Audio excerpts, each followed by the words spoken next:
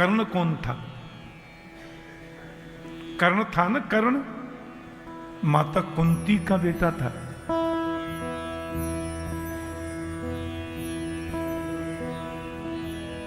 और युद्ध में अर्जुन के हाथों कर्ण की मौत हो गई। अच्छा, हमारे यहां मृत्यु के बाद 10वें दिन वो पिंडदान होता है ना, आप लोगों को तो सब पता है। पिंडदान करते हैं ना, दशगात्र बोला जाता है उसे, दशगात्र।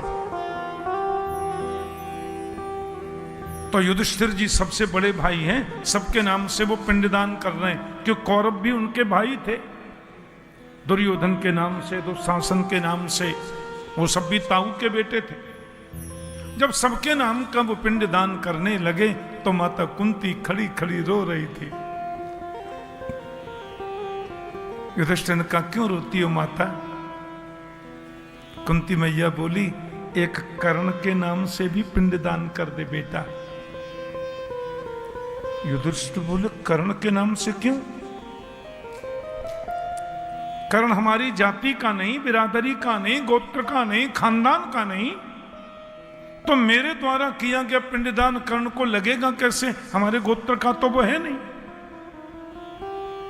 माता कुंती जोर से रो पड़ी। तू गोत्र की, खानदान की बात करता है बेटा? कर्ण तेरा खास बड़ा भाई था।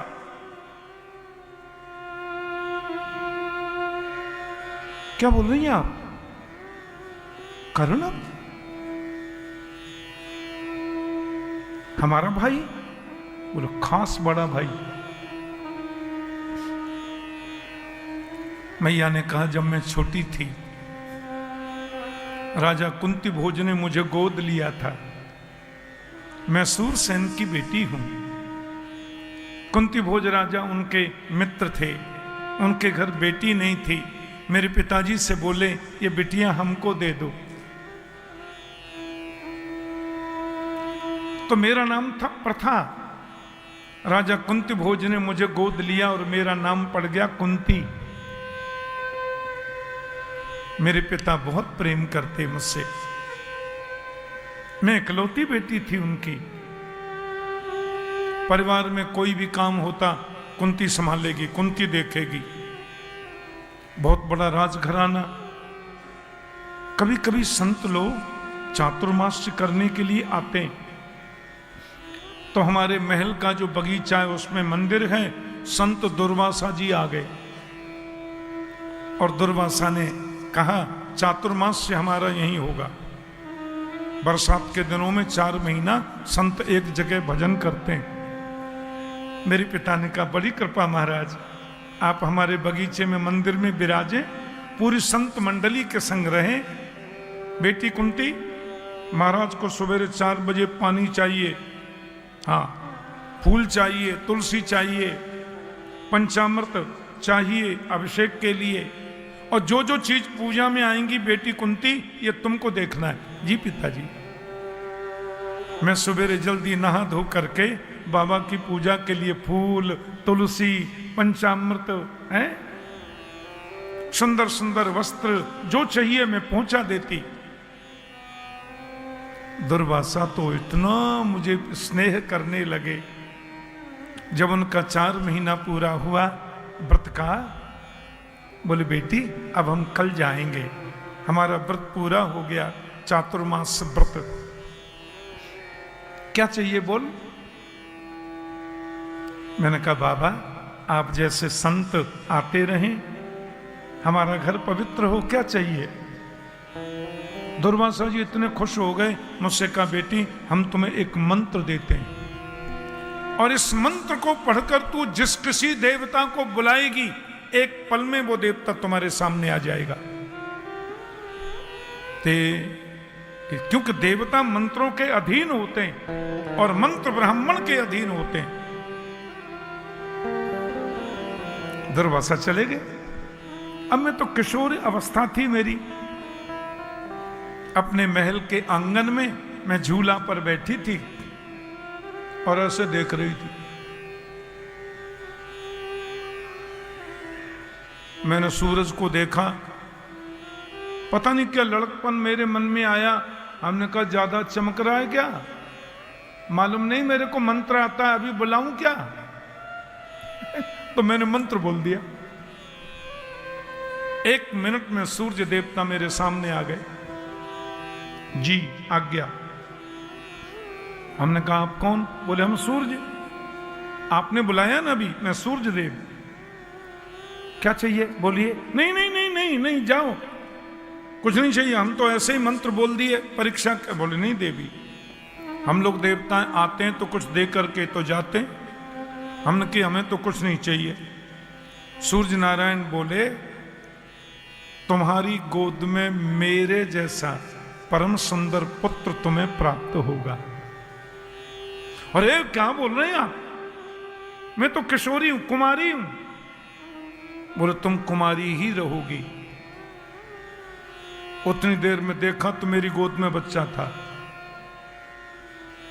उसका नाम है कर्ण। इसके कानों में कुंडल थे, कवच पहन रखा था, इतना सा बालक। मैं तो डर गई। सूर्य तो चले गए और हमने कहा अब हम लोग मैं क्या जवाब दूंगी, ये कौन है? मैं इतनी डर गई। गंगा के किनारे ही हमारा महल था। मैंने बच्चे को तुरंत लता पत्रों में ऐसे लपेटकर गंगा जी में बहा दिया। लोकलाज का डर। एक मल्लाह था, केवट, और वो केवटों का राजा था, निषाद। उसने उस बच्चे को बहते गंगा में देखा। उसका नाम था अधिरथ। अधिरथ नाम का सूत। उसकी पत्नी का नाम था राधा। अधिरथ नाम के सूत ने उस बच्चे को तुरंत गंगा में जाके निकाला, गोद में लेके आया और अपनी पत्नी से बोला, राधा भगवान ने हमको पुत्र, कितना सुंदर पुत्र दिया है। कुंती का बेटा कौन्तेय कर्ण, राधा का बेटा राधेय हो गया। कर्ण का नाम है राधेय। लेकिन मल्लाह का बेटा मानने लगे लोग। था क्षत्रिय कुमार, कुंती का बेटा। कर्ण बड़ा हुआ तो उसने दुर्योधन के साथ में मित्रता कर ली। दुर्योधन ने उसको अंग देश का राजा भी बनाया। और यह बात केवल 3 व्यक्ति जानते थे कि कर्ण किसका बेटा है। एक तो कर्ण जानता था कि मैं कुंती माता का पुत्र हूं, और एक कुंती मैया जानती थी कि कर्ण मेरा बेटा है, और एक श्री कृष्ण जानते थे कि कर्ण कुंती का बेटा है। चौथे किसी को मालूम नहीं। मां को पता है, पुत्र को पता है और कृष्ण को पता है। और अर्जुन के हाथों कर्ण मारा गया। अर्जुन भी मेरा बेटा। वो दुर्योधन के साथ में था, इसलिए युद्ध में अर्जुन ने उसको मार दिया। तेरा भाई था खास, उसके नाम से भी पिंडदान करो। युधिष्ठिर जी तो कांपने लगे और रोने लगे, उनके हाथ से पिंड गिर गया। युधिष्ठिर बोले, मां तुमने इतनी गंभीर और इतनी जरूरी बात अपने बेटे युधिष्ठिर से छुपाई। मैं जब कभी देखता था कर्ण के पैरों की ओर, बेटा के पैर हमेशा मां से मेल खाते हैं, कभी भी देखना। मैं जब भी कर्ण के पैरों की ओर देखता था तो मुझे लगता था कि कर्ण के पैर माता कुंती के चरणों से मेल क्यों खाते हैं। मैंने कभी नहीं सोचा कर्ण हमारा भाई, इतना बड़ा वीर, महाभारत का सर्वश्रेष्ठ वीर यदि कोई है तो केवल 3 है। महाभारत का सर्वश्रेष्ठ वीर धनुर्धर है भीष्म पितामह। दूसरा श्रेष्ठ पराक्रमी वीर है योगेश्वर कृष्ण, और तीसरे वीर का नाम है महाराज कर्ण। यदि वीरों की धनुर्धरों की श्रेणी का हम यदि विवेचन करेंगे तो अर्जुन का 21वां नंबर आता है,